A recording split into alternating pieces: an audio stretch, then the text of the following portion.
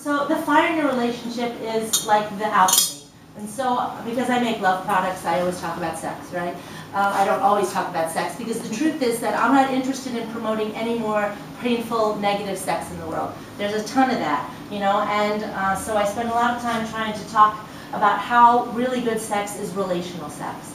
That's where it gets transformative and transcended, and you have an experience that is really mind-boggling.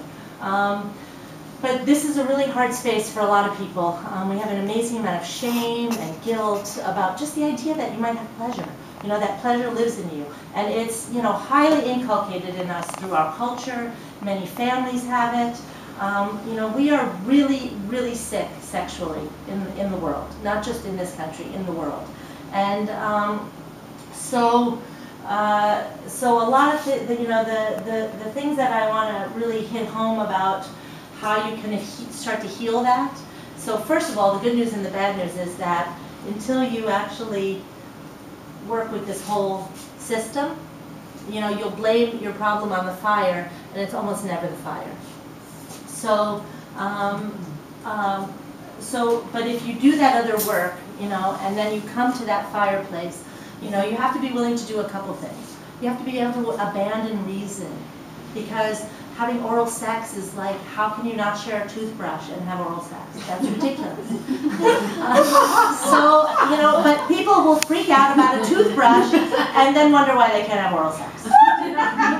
So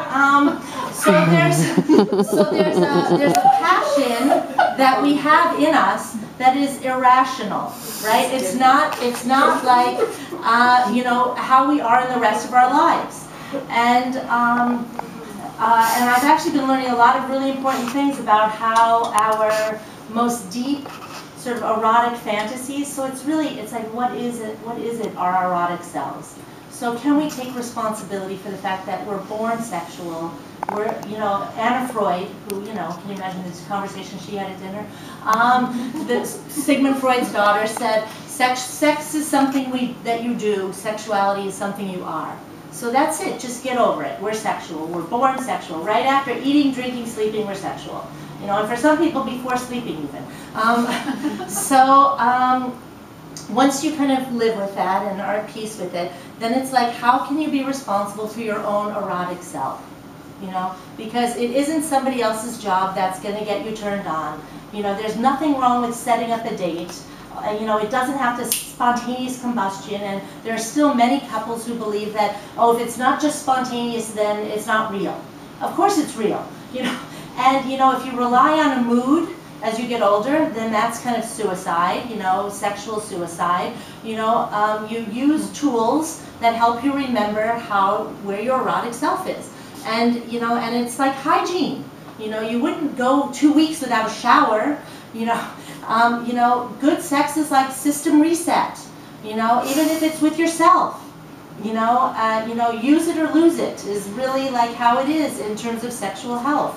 And, you know, 40% of women don't orgasm, you know, and so, you know, or have a hard time orgasming, or, you know, there's all kinds of story about orgasm. And I really, really believe that, you know, the only people who could say that orgasm doesn't matter hasn't had one, you know, because it really does matter. It's great. It's exquisite. It's beyond, we can't explain it. And actually there's smarter people than me that have said this is the moment of abandon where your body actually knows where it's going, where you know, and you can't actually be fearful at the same time that you orgasm. So there's a lot of incredibly therapeutic things that come with that. And it's so worth exploration. It is so worth exploration because there is a creativity that gets tapped when you open to that space, whether you have sex with people or not. It's not even about having sex with people at a certain point. It's about like trusting that you can actually sort of go into a deep place inside of you that is not about your mind. You know, that is really the mystical thing that happens when you connect with somebody sexually.